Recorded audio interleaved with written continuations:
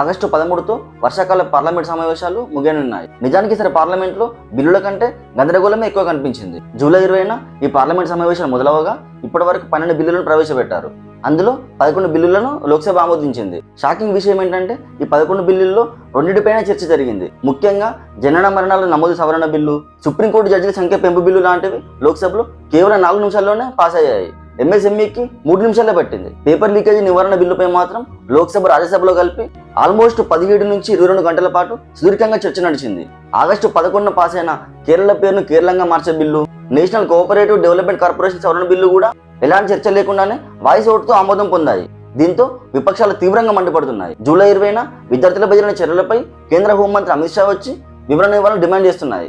అయోధ్య రామ మందిర విరాళాల వ్యవహారంపై కూడా చర్చ జరపాలని కాంగ్రెస్ సహా విపక్షాలు కూడా డిమాండ్ చేస్తున్నాయి. ఇక పార్లమెంట్ ఖర్చు విషయానికి వస్తే 1 నిమిషం సభ నడపడానికి 2.5 లక్షలు ఖర్చు అవుతుంది.